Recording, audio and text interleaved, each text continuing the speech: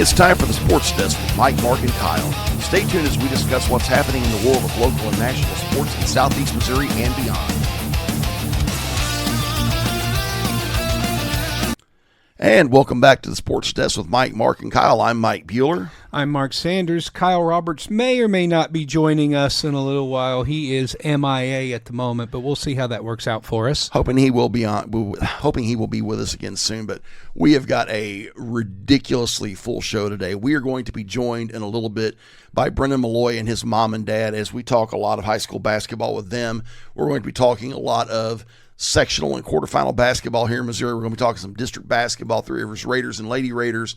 And on the back end, we're going to be talking some NFL, but we have got a full show. I'm going to lead off with sectional and quarterfinal basketball. One of the big games of the week, Puxico played St. Vincent Tuesday night at Notre Dame High School in Cape Girardeau. The Puxico Indians came out on fire, got the big lead, never looked back on the way to an 18-point win over St. Vincent. That was not as close as the final score.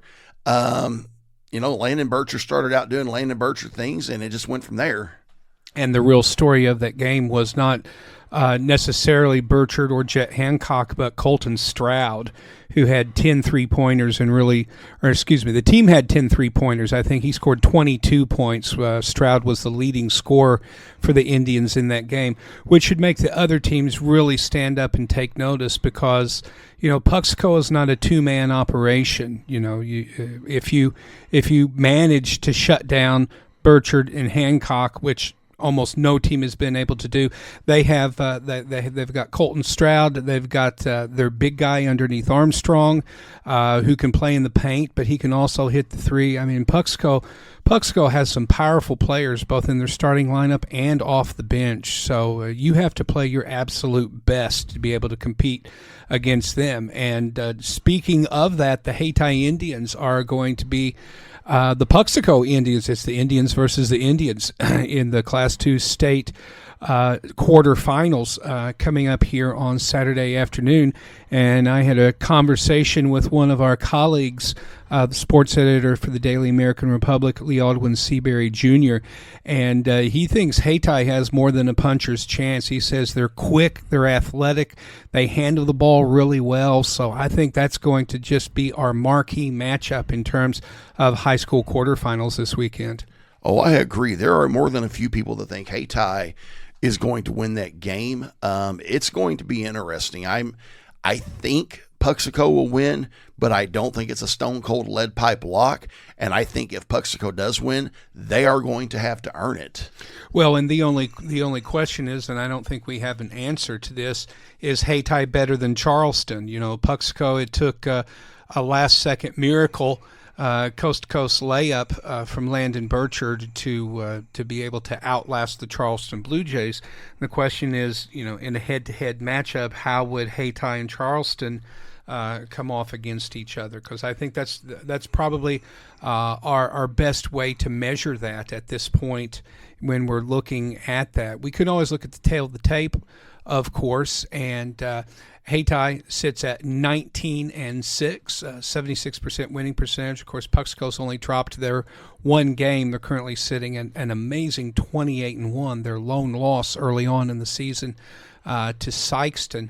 Hayti is averaging just below 68 points a game, where Puxico edges them at 72. The difference is really in the defense, where Hayti is giving up almost 57 points a game, while Puxico's average is just 49. So tail of the tape obviously favors Puxico. And let's see, that game is at Dexter, so it's more or less neutral territory, but I think we can probably expect Puxico to have a real home court advantage just in terms of how many bodies they're going to pack into the gym there at Dexter. I think they will, too. It's a lot shorter drive from Puxico to Dexter than it is from Hayti to Dexter. And we hadn't even got to really talk about that legendary Landon Burchard shot last weekend that won Puxico the district title against Charleston. We've had that video on our Facebook page. I think it's got at or close to 40,000 views. And thanks to everyone who came and checked out our Facebook site and watched that video. We appreciate your support. And if you're liking what you see, tell your friends to follow and like us on that page as well. Agreed. And that shot was unreal. My buddy Steve Fry got that. Kudos to him for letting us share the video. Tie game. Landon gets the rebound and goes coast to coast, just like. And I know this is going to hurt Mark's. Don't say it. Tyus Edney. You said it. Went coast to coast a la Tyus Edney against Mizzou in the NCAA tournament and hit the layup at the buzzer. A legendary shot if you're a Puxico fan, an absolute dagger if you're a Charleston fan. But if not the best high school play of the year in Southeast Missouri, definitely one of the contenders. We're going to switch to Class 1. Cooter got a really nice win over Leopold Tuesday night up at Advance to earn the right. 9-point victory. Yeah, and I think Leopold was actually up 7.5. Cooter rallied, took a 1-point lead in the third quarter, and then, increased that lead in the fourth. Cooter, by winning, has earned the right to play Bunker Saturday at Van Buren. Of course, Bunker is, the home school of our guest this week, and Bunker's good. They are 27-2. They are the number one team in Class 1. They're number one in Class 1 for a reason. I believe both of their losses have been to larger schools. One of them was Mountain View Liberty. I think the other one was, and Mark's pulling that up right now, Class 3 Mountain View Liberty was one of their losses. Their other loss was to Farmington. Class 5 Farmington. Farmington's a pretty dadburn good team that's a contender in that Class 5 district. Bunker's pretty good, and one of the reasons Bunker's really good, two things. One, they've got a really good coach in Rod Gorman. If you follow Southeast Missouri high school basketball long enough, you may remember that Gorman coached at Cape Central back in the early 1990s, coached some really good teams over there, and has now, and I want to say he won a state title before he got to Cape even, but he's now at Bunker, and they're right in the hunt to win a state title again. And one of the big reasons they're in the hunt to do that is Brennen Meloy. Brennan's a very outstanding point guard. In the district championship game over this past weekend, he had a quadruple double. Not only did he score a boatload of points, but he had double-digit rebounds, double-digit assists, and double-digit steals. Brennen can do a little bit of everything, and he's a big reason that the Bunker Eagles are right in the hunt to win a state title. But that is not a stone-cold lead pipe lock just yet, because this Cooter team is pretty good. They're 25-5. They can score. Rice Lynn earlier this season hit 19 three-pointers in a game, part of a 59-point night for him. Cooter is also very well coached, too, by David Mathis, former Clarkton and Three Rivers product. Mathis does a lot of good things. He's a great basketball coach. He's a great baseball coach. This is going to be a really good matchup Saturday. And, Mark, I know you're going to that. Yeah, I just got the call yesterday, so I will be traveling to Van Buren midday on Saturday to cover this game. And you mentioned the one thing that really serves as an equalizer in these high school games, and that is the ability to hit the 3-point shot. It's definitely an equalizer. If a team gets down early, they can make a very quick comeback just by hitting a few points from downtown. So. Yeah, I'm looking forward to covering this game. It's going to be two teams with everything to gain. Two teams are going to be giving it their absolute. They're going to be giving it their all, which is what sports are all about. And of course, the reward for the victory is a trip to Columbia and the Final Four. So, who could ask for more as far as that's concerned? Let's turn our attention now to the Class 3 state tournament. If you're not familiar, if you're listening outside of Missouri, the Class 1 through 3 starts the state tournament while classes 4, 5, and 6 are finishing up their district. So there's a 1-week gap on both of those. Yeah, but in the Class 3 side, a team that I got to cover very early in the season, and they are really fulfilling their promise here in the postseason, much as I expected, are the Woodland Cardinals. And they had a decisive victory over the District 1 champion Caruthersville Tigers, beating them on Tuesday, 85-46, and they step up to play this Saturday against Miller Career Academy. a team that, frankly, I have never heard of. The Cardinals are sitting at 25-4. Miller Academy is at 17-12. The Cardinals look to have every advantage in this game, but it's the postseason. You never know what's going to happen. That game is going to take place over in St. Genevieve, and just one of the many games to take a look at this weekend. Turning our attention over to the girls' side.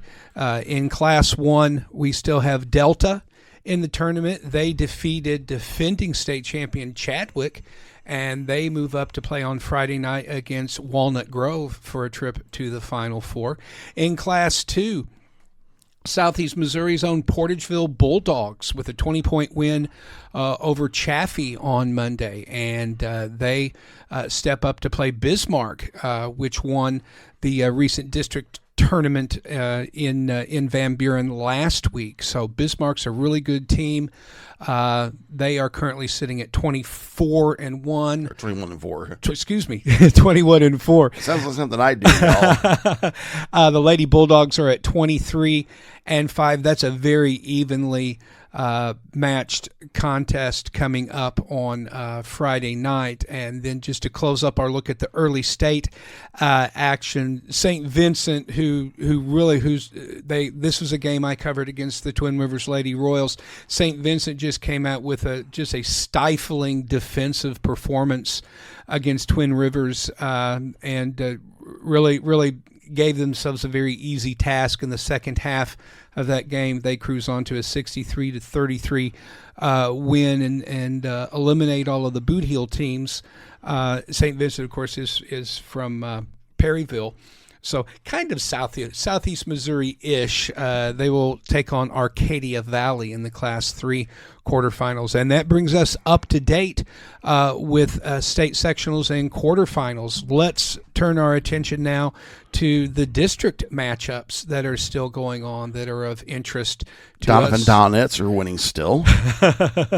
Yes, that's very much expected. The Donets made short work of the Perryville Lady Pirates with the 65-32 victory. They will move on to face familiar nemesis Kennett, who had a 56-25 romp over Fredericktown. So now we've got the matchup of those top two seeds. Donovan and Kennett have squared off earlier this season in a home series, and Donovan took both of those matches by double digits.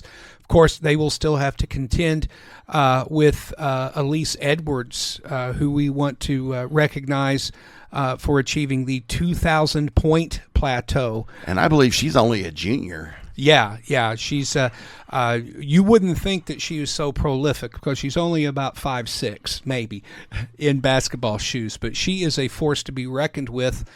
We do know that Donovan has an outstanding defense, and you can look for Adam Epps to have his team ready to key on Elise and the rest of the Kennett scorers.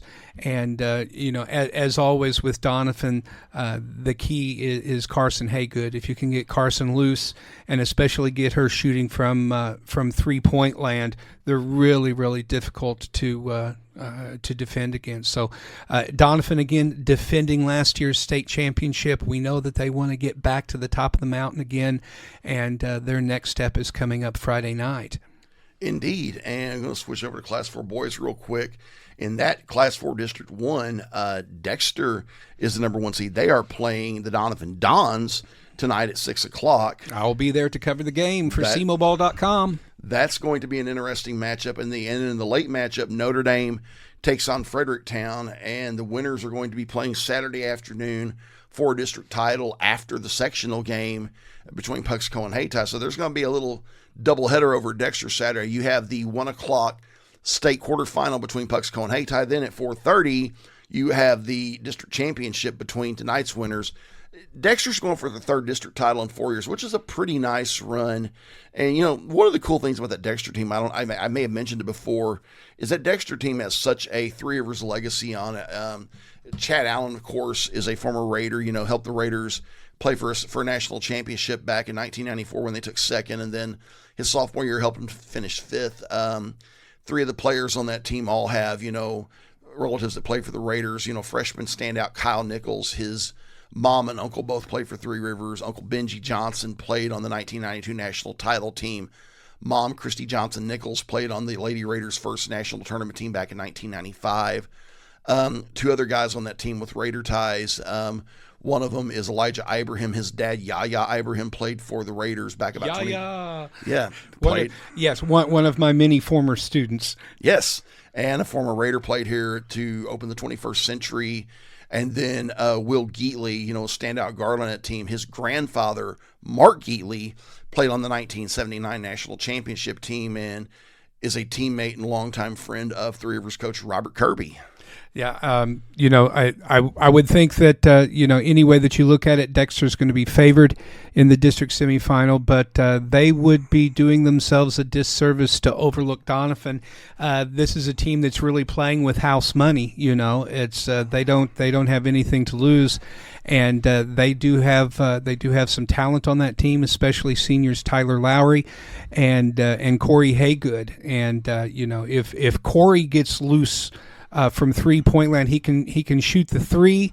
If he's got the hot hand, he can also drive the lane, and he's got an amazing reverse layup that is just something to see. Almost rivals Landon Burchard's over in Puxico, who's just a master of that reverse layup. It's just something to watch. If Donovan can get Haygood and Lowry hot with their scoring, they can hang with Dexter. And, we have seen them from time to time this season rise up and win an unexpected game. So, like everything else in the playoffs, everybody's going to have to be at their very best because, if you're not, it's win or go home. Indeed. We're going to hop up to Class 5, District 1. Sykeston's in that district, and Sykeston is doing Sykeston things. They won big over DeSoto earlier this week. They're playing West Plains tonight. Sykeston's clear favorite in that game at 20. That's a mismatch. Yeah, they're 25-2. West Plains is 12-13. So yeah, Bulldogs should win that one and play for another district title. If they do, they will be playing the winner of Festus and Farmington. That's a 2-3 matchup. That's going to be a good matchup. Both those teams are really good. Farmington's 20-7. Festus is getting ready to scroll down. Festus is also 20-7. So you got two pretty good teams that are going to be squaring off for, in all likelihood, the right to play Sykeston for a district title. Yeah, and Farmington had to play at Sykeston this season. They lost by 30 points, 85-55. I'm looking to see if there's anything else in here. Let's see. This is Farmington's schedule. They've also lost to Festus before, so lost by 7 at Festus earlier. So that's going to be an interesting matchup. Yeah, they've lost twice this season. Once in December in a tournament, and then in a regular season game. So yeah, Festus is already 2-0 against the Knights. Let's see where that game is going to be taking place. If I can get the matchup here. Yep, and it's going to be in Cape. That's going to be in Cape. So. A little bit, Festus Farmington's about the same distance to Cape, so no real home court advantage. Farmington looks a little bit better on paper, but again, they're already 0-2 against the Tigers. But we've often said this: it's hard to beat the same team 3 times in one season. Oh, it is. That's going to be a nice matchup tonight. Up in Class 6, Class 6 just one boys. Jackson is the 2 seed. They will be playing Lindbergh tonight. We're going to look at that matchup real quick. That's going to be a tough one. Lindbergh's 20-7, Jackson's 24-3. And the winner of that game is probably going to have to play Cardinal Ritter on Saturday. That's going to be a tough one. I mean, if Jackson wins this district, they are going to have to earn it. Did Jackson and Cardinal Ritter square up in the football playoffs earlier this year? They did in regular season for sure. Season. Oh, that's right. That's the one where Jackson held on to a late lead at home over Cardinal Ritter. Let's Cardinal Ritter's taking on St. Louis University High. Let's take a look. Cardinal Ritter, not a great record, at least on paper. I don't know if they're playing in a tough conference up there in St. Louis, but only 18-9. not a very impressive record, but I guess let's take a look at their competition. Yeah, Up there in Class 6. Oh wow, a couple schools out of Dallas, Texas. Yeah, they're a couple schools out of Utah. Okay, they're playing a professional schedule. They're playing teams out of Utah and Oklahoma. Yeah, I see Booker T. Washington out of Tulsa, Oklahoma. They've been to the showdown before. Yeah, they're playing some really almost all of their losses this season are out of state losses. Everyone they played here in Missouri, they just rolled right over. So that explains the 9 losses right there. They were playing bigger, better teams. Just so, it's sort of like the thing where you work out and train really hard so that the games don't seem as much of a struggle. Exactly. And last but not least, we're going to go to Class 6 girls, where I think Jackson is the number 1 seed. We're going to pop up to that. There we go. We're getting there right now. Jackson girls are playing for a district title tomorrow night against Corjezu. Jackson's the top seed, so I think they're going into that one as the favorite. Corjezu's 22-5. Jackson's 25-1. It's going to be interesting. Yeah, big difference in terms of average scoring. Jackson averaging 69 points a game against a little under 53 for Corjezu. The Lady Indians defense is really just dominating. They're holding opponents to less than 30 points, while Corjezu's giving up a little bit more than 40 points. So let's see. And although it is literally a home game for Corjezu, so we'll see how that works out for the Lady Indians playing on the road for a trip to state. Indeed, and we are going to switch gears now to junior college basketball. We are going to talk about the Raiders. The Raiders finished regular season this past weekend with a loss at West Plains. Exactly what we talked about last week that we didn't want to see them happen was to go into postseason play, with a loss like that. I wasn't at the game, so I don't know exactly how that worked out. If it was just a thing where it's like, well, let's just rest everybody because this game doesn't mean anything.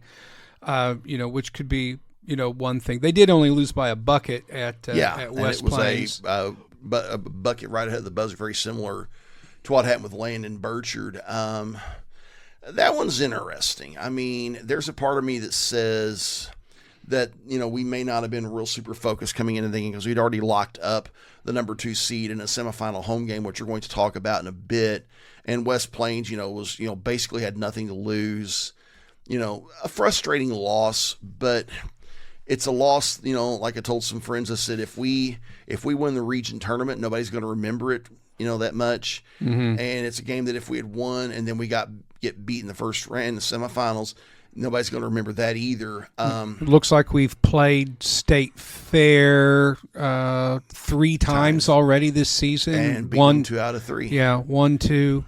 1-2, lost 1. And is this a home game tonight for the Raiders? It is, and I'm going to address that one in a minute. But I want to talk about West Plains real quick, because even though West Plains came into their matchup with us this past weekend, 9-19 and 0-11 in the region, but I wasn't terribly shocked that they beat us because, like I said, for us it was basically a Week 18 NFL game.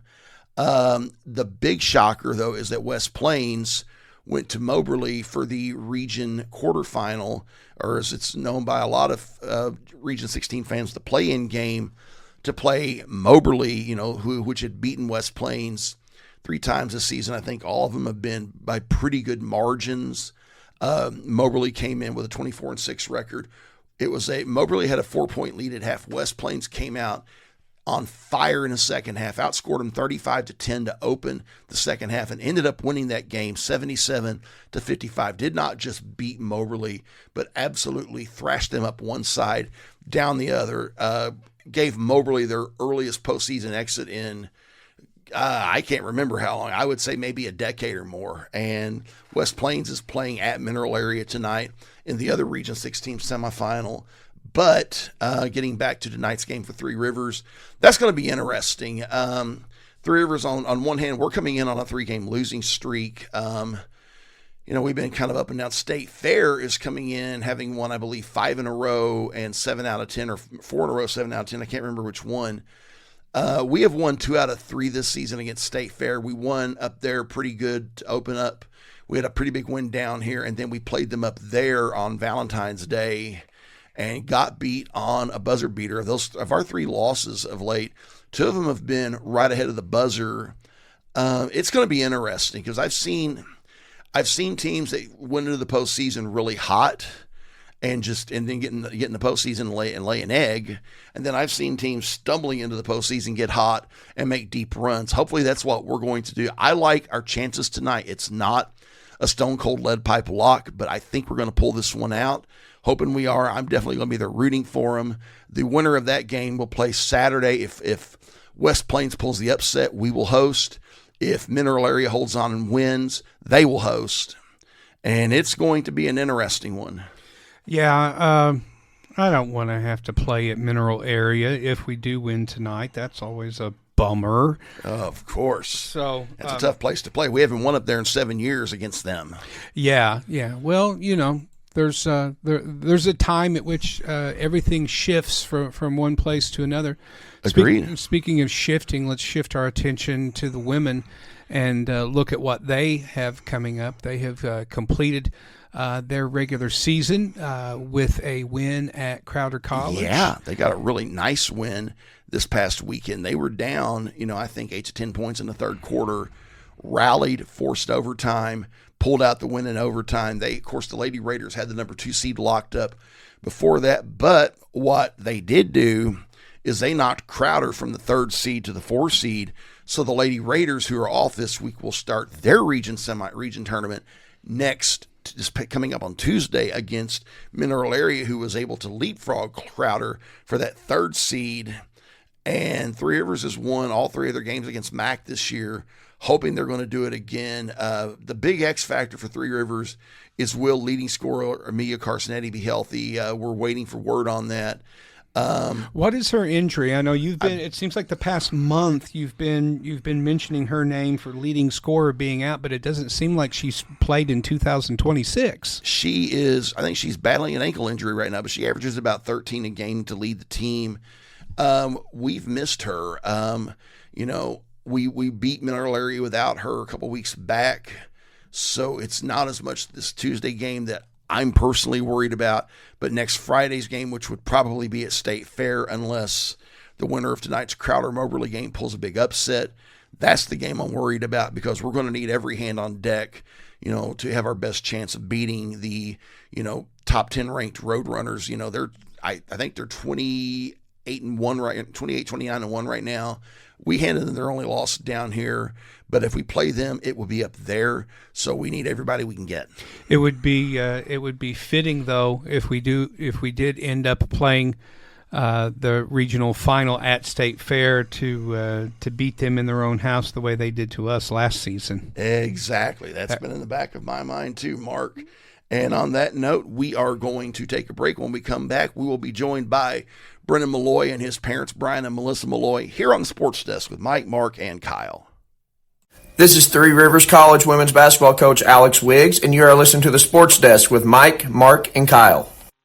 And welcome back to the Sports Desk with Mike, Mark, and Kyle. I'm Mike Bueller, and joining me now is Bunker basketball star Brennen Meloy and his mom and dad, Brian and Melissa. Guys, welcome to the show. Hello. How's it going? It's going pretty good. A little bit of cool trivia, y'all. I actually had class in college with Brennan's parents, so this is, kind of going back a few years for me as well. So it's good to talk to you guys again. Yep, you too. First of all, Brennan, I'll start with you. This has been just an unbelievable basketball season, not only for you on the court, but also for the Bunker Eagles. I mean, y'all are number 1 in the state. You're in the state quarterfinals. You're playing Saturday for a trip to the Final Four, and it's been an amazing run. I'll let you tell me a little bit about that. Well, it's something we've been working for all season, even right when school started, getting in the gym early mornings, late nights, and it's something all of us have been looking forward for since we started playing this summer, and it just every time we're on the court, we're going to play like it's our last from now on because every game it could be our last. And we just love the fact that our community's along with it, and we're making history. Indeed, and y'all are coming off a big win last night against Billings. I mean, y'all won. I don't remember the final score right now, but I remember y'all won pretty big going away. And tell me about that game. Going into the game, we knew we had we know the we knew their players. We had to get out on. They had a good shoot. They had two good guards, and they had some size. And we we knew we had to get out to them because they they're in the sectionals too. I mean, like they're not a no average Joe team. And they beat Chadwick, upset Chadwick in their district. So it That's was right. just, and we had we had the could had to make sure they were going to out tough us and make sure we played smarter. And I think you guys did a great job of that. Switching gears a little bit, one thing I think it's really cool is you come from a basketball family. Your parents are both really good basketball players. I know your mom played at Ellington. I'm guessing that Brian did as well. What's it like having that in your DNA?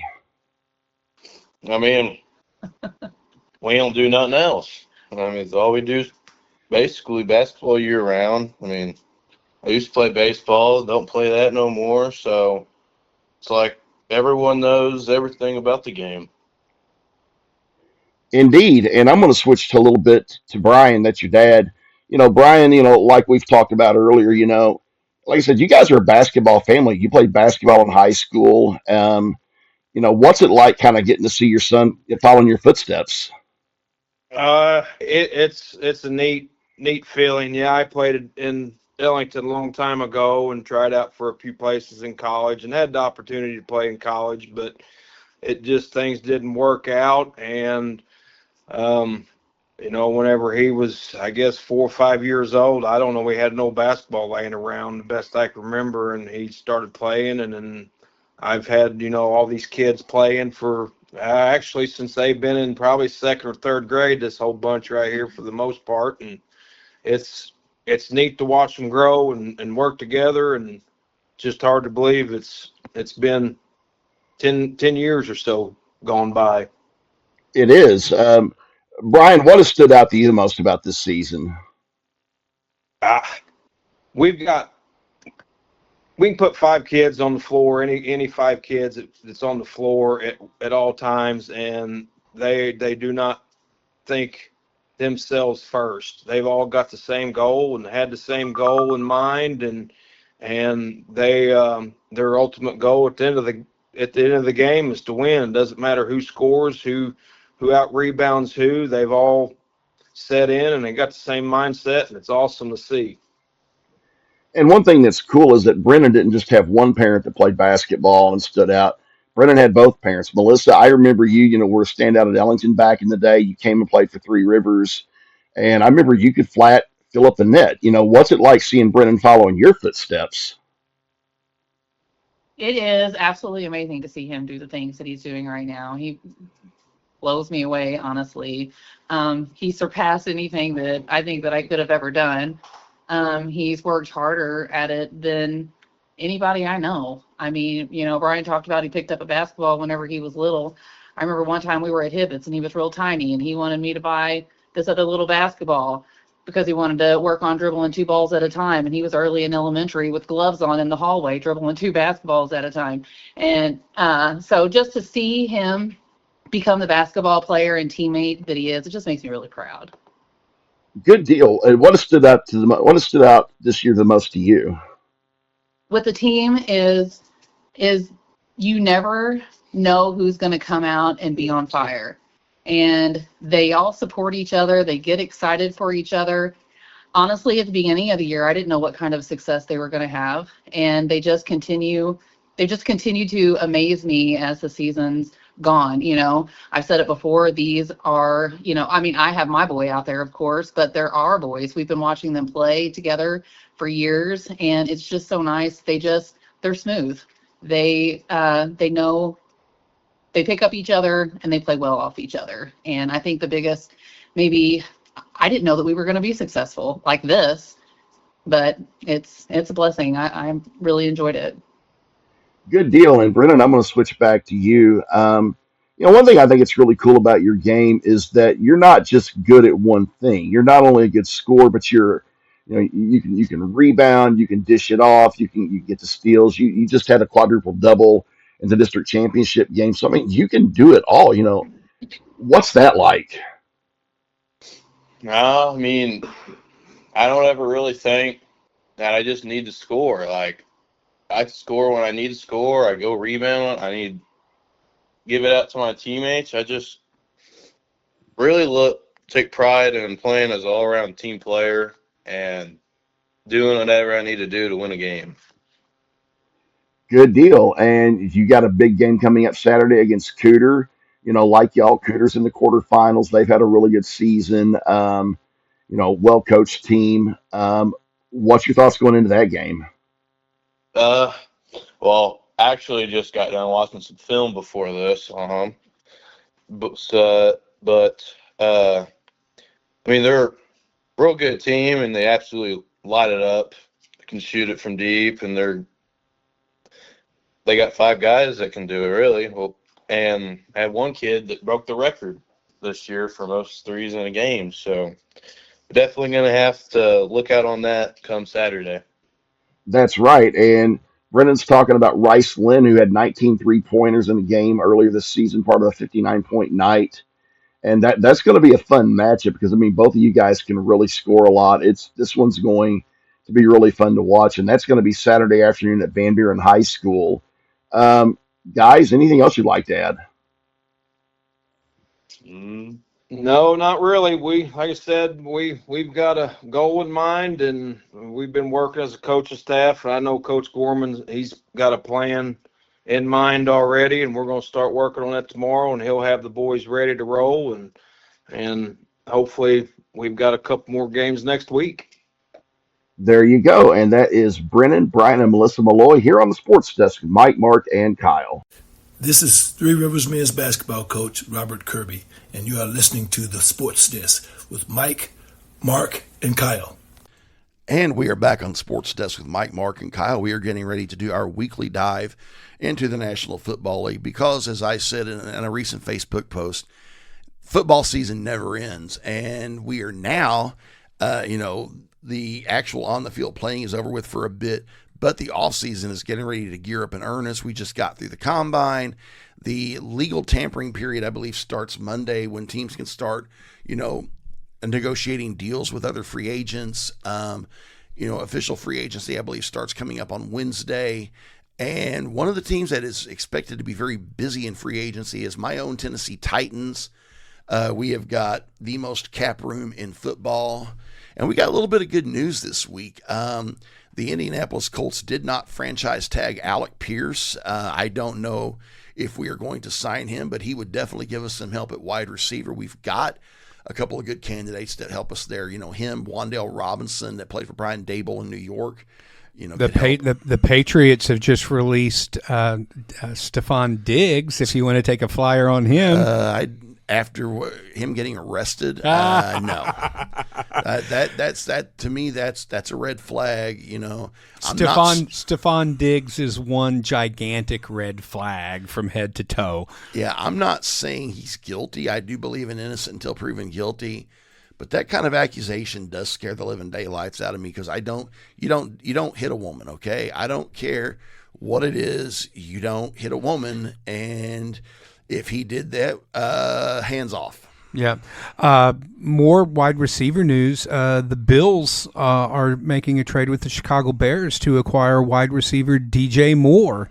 So it looks like Josh Allen is finally going to have a wide receiver number 1 to throw to. We'll see if that makes any difference in terms of the Bills' continuing, ongoing, forever postseason woes. But that's a pretty big trade because DJ Moore was part of the deal that resulted those series of trades with Carolina that resulted in the Bears getting Carolina's number 1 overall pick that brought Caleb Williams. to the team. And I mean, this is the first time in a long time that Bears fans can really look to the future and say, hey, we are definitely in the mix. We are in the conversation. So it's a pretty big deal. Indeed. And I think, that's in a wide open AFC. It's going to be very interesting. Also too, some more news on the Titans. Other free agents that I think we're looking at, we're definitely looking to upgrade at center. We released Lloyd Cushenberry. The Ravens have a center that it's on our candidate list. I don't see his name. Scroll down, Mark. We're looking at the computer screen. We are looking at a Baltimore Ravens center. Tyler is his first name. I cannot think of his last name. Let's just go to the Titans page while we're talking about it. While we're doing that, I will also say, we've got some options at edge rusher. There are some really good. Okay, there we go. Click on that. Up. What, this one? Yes. I was just there. Oh, no. Go back. Scroll down. Well, okay. If you're needing an edge rusher, Jonathan Grenard is for sale. All it'll cost you is a second-round pick, and maybe a fifth. That may be a little bit. Ooh, Love at number 4, while the Titans could take Notre Dame running back Jeremiah Love. Going to talk about that in just a minute. Wow. Too. Trey Hendrickson did not get franchise tagged. That's an option for us. Yeah. There are some really good edge rushers that are available. There's one from the Patriots. I cannot think of his name. Well, here's the recent trade that I think you touched on. Defensive end Jermaine Johnson going to the Titans in exchange for defensive tackle Devondre Sweat. Yeah, that's going to help. Because Jermaine Johnson had one of his best seasons, playing for Robert Saleh in Nashville. Okay, here we go. I've got the list now. It is loading up. Tyler Linderbaum is the guy we're looking at for, would be a great center for us. You and 28 other teams. Oh, I know, but that doesn't mean we got the cap room to get him. Jalen Phillips is a good edge rusher, defensive end who's in free agency that could help us. Odafe Owe from the Chargers could help us. There's a lot of speculation. We're going to get John Franklin Myers to fill Devondre Sweat's slot on our defensive line. There's some good options out there for this team, and we've got the money to spend. If we don't draft a running back, Kenneth Walker III is a free agent. I'm not saying we will get him, but you never know. Khalil Mack is out there. That's somebody we may want to look at if we're looking for more veteran. Clavon Chiasson, or if I probably just butchered his name, from the Patriots. Wide receiver that could help us is Juwan Jennings. We've got some options if we want to upgrade this team and put a better product out there. We got the money to spend. We had that a couple of years back, and our free agents ended up burning us. Calvin Ridley had a great year in 2024, kind of went MIA last year. We had some other guys that did not pan out so well. But we got a chance to better this team, and we need to do it. I'll let you give me a thought on that real quick. Well, I would just, I've been sitting here, mulling on Linderbaum. That I think that is probably the key to your fortunes for next season. We know that Robert Saleh is a defensive mastermind, and so he's going to make the most with whatever you have, and I think he's probably going to have a lot of influence on who you guys take in the draft. I really like the Jeremiah Love idea at number 4. He could help us. Yeah, I think everyone's going on the assumption that it's going to be a defensive pick because there are so many outstanding defensive players at the top of the draft. You guys could also go with one of the top wide receivers at the number 4 pick. Cornell Tate. Yeah. Or you could trade down a little bit if somebody's wanting to come up and get somebody else out. So, we're really going to have to see how it plays out in the draft. But I would also caution you as a fan as to not go crazy with spending money. The Vikings found out the hard way that spending a lot of money on free agents does not always work out the way that you thought it would, and now they are going through the roster and they are cutting players right and left. Dead money be darned. However, there is some talk you may be adding a quarterback, and I know this one is just – I know Mark's heart is very warmed and very excited about this one because there is a lot of buzz that the Minnesota Vikings will have Kyler Murray taking snaps next season. And I know Mark is just rubbing his hands, chomping at the bit, giddy over this. And I say this firmly, tongue-in-cheek. Right, Mark? Oh, yes. I think that there is a lot more potential for that idea to completely implode everything in the Twin Cities rather than result in the good. So let's start out with the bad. Let's start out with all the reasons why Kyler Murray is not the right fit for the Minnesota Vikings. We'll just start with culture. Okay, there have been questions year after year about Murray's leadership skills, his presence in the locker room, his maturity. He literally had a clause put into his contract with the Arizona Cardinals, preventing him from spending time playing video games that interfered with the work that he did. There's reports from the locker room that he really doesn't watch a whole lot of film. I mean, all of these things are such red flags, and I've been certainly critical of Kevin O'Connell, but the one thing that you can't criticize is the locker room atmosphere, the camaraderie that he has created, the culture that he has built with that team. I mean, you just see they were sitting at 4-8 and just completely dead in the water. Not just dead in the water, but the ship is literally sinking. And they turn around and they win the remainder of their games and finish with a winning season. Yes, short of the playoffs, but it says a lot that he could pull a team together with literally nothing to play for, and have them win for pride alone. Of course, you could question that and say, yeah, and now you're picking 18th instead of 11th or 12th or something like that. We'll just have to see how that goes along. The fact that I have no trust in the Vikings front office, regardless of who is holding the title of GM or who is making the picks, I have absolutely no faith in the Vikings to draft anyone of value or worth this season. I hope that they will prove me as wrong about that as they did about my predictions for last season. But to get back to the Kyler Murray question, culture and leadership is a big question for me. Number 2 is his arm strength. Does he have the arm strength to make the kind of passes downfield to Jefferson and Addison that O'Connell clearly wants to make? That is, he wants somebody like Sam Darnold, who can hunt downfield like that. Now, he being Murray, does represent an upgrade in terms of short and intermediate completion percentage over J.J. McCarthy. So that is definitely a plus in his favor. But as far as the downfield passing, there is definitely a question as to whether Murray will be capable of doing that. The next question is his height. He's listed as 5'10". If you watch any of the footage of Murray out on the field, he looks like a small running back. I mean, he looks like a punt returner out there running around. And so, we already know that O'Connell really likes the big, tall quarterbacks.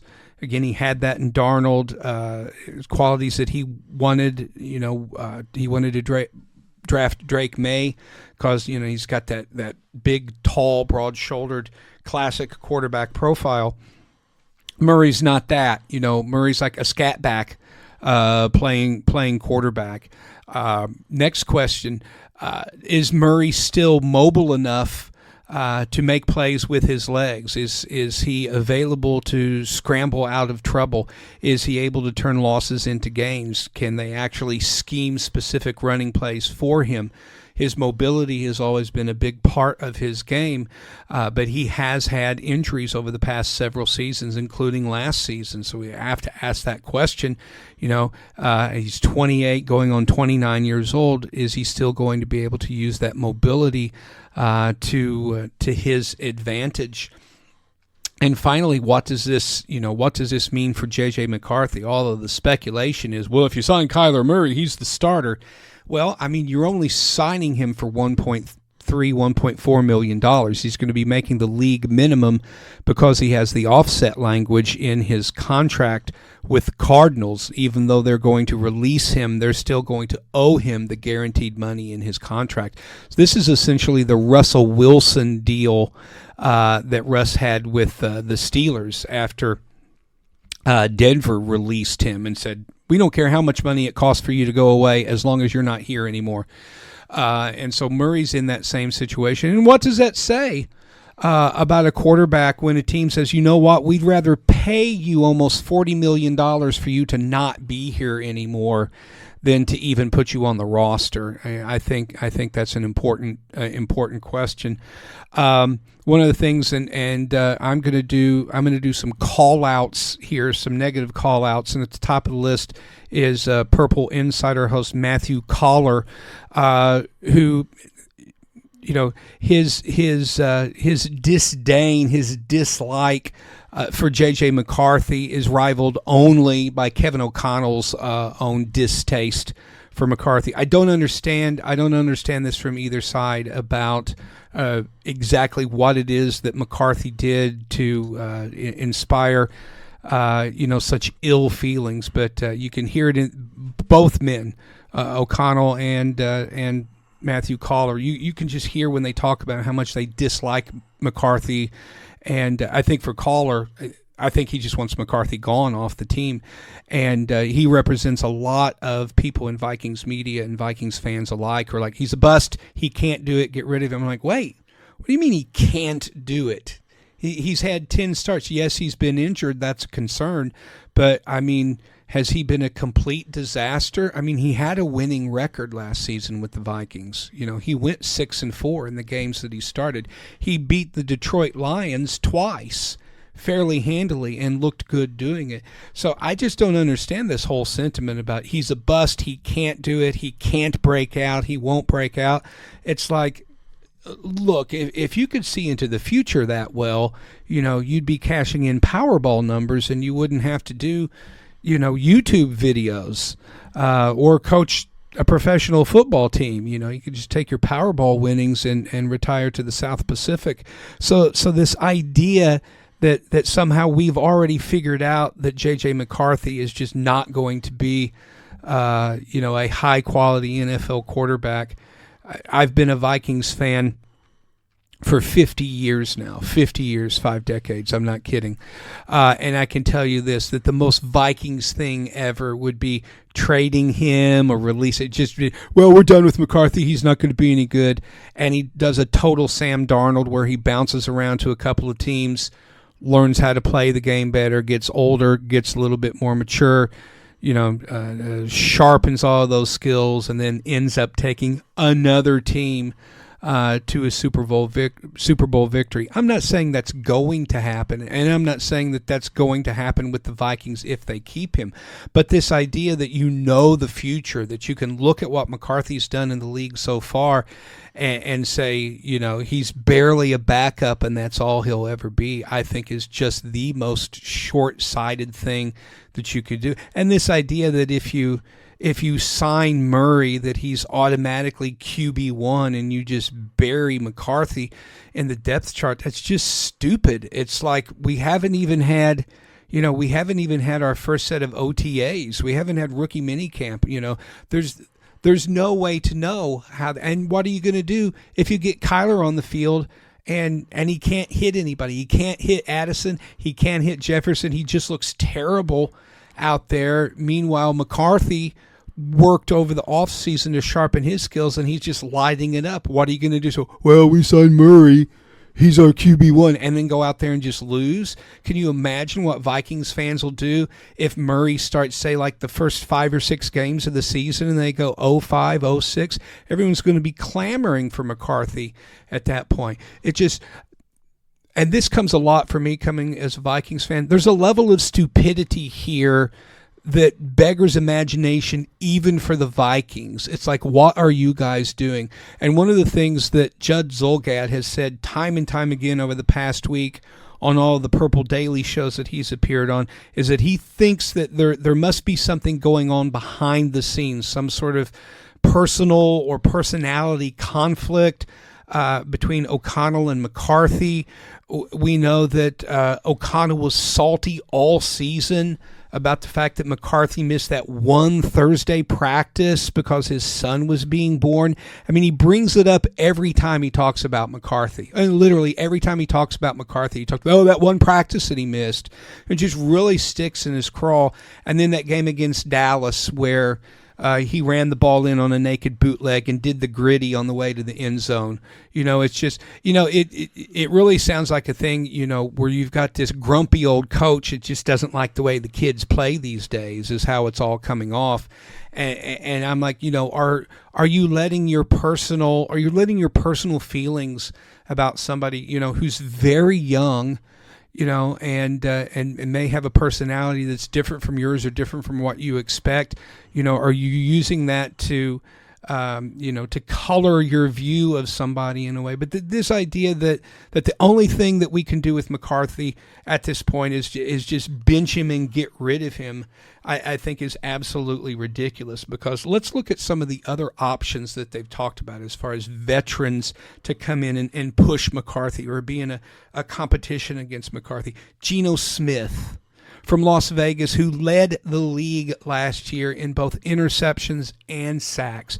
Ouch. Total garbage. When I hear people mention Geno Smith as a quarterback option for the Vikings, I'm like, are you out of your freaking mind? Are you kidding me? No. Kirk Cousins. Oh, he knows the system. Kirk was too old to play 3 years ago after his Achilles injury. Do you really think he's going to be any better? Do you think that he can actually beat out McCarthy? I think the fact that O'Connell just personally likes Kirk better than he likes JJ. It's like, the last I checked, this was about winning football games, not who your friends were. If you wanted to have all of your friends on the team, you could just sign Aaron Rodgers, who has to drag all of his geriatric best friends around with him. And it's like, as soon as the Vikings start talking about, we're gonna sign another quarterback, the Aaron Rodgers talk starts again. Did anybody actually watch him play that playoff game for the Steelers? It looked like me out there playing quarterback. I'm serious. It's like he couldn't move. He kept getting hit. This is not the Aaron Rodgers who won a Super Bowl for the Green Bay Packers. This is not the MVP Rodgers. This is a 43-year-old man who should retire after this season, and shame on the franchise that actually thinks that he can make any sort of a contribution. And, well, he got them to the playoffs. No, the Pittsburgh defense and Mike Tomlin got them to the playoffs like they always do. Tua Tagovailoa, yeah, let's bring Tua back on the same team with Brian Flores, because that worked out so well the first time around. Oh, and by the way, the first time that Christian Darrisaw takes himself out of a game and you have to replace him with Justin School, and Tua gets blindsided by a 300-pound edge rusher and his head explodes. Ouch. What are we going to do then? None of these are acceptable options. So here's the reality. Kyler Murray might revert back to form when the one season that he took the Arizona Cardinals to the playoffs and then just got housed by the Rams like the Cardinals always do. But there is nothing in Kyler Murray's career to give you any sort of hope that he can win a playoff game, much less make a deep run in the playoffs. He's not a good fit for the Vikings scheme. He's not a good fit for the Vikings locker room. He's not a good fit for Kevin O'Connell.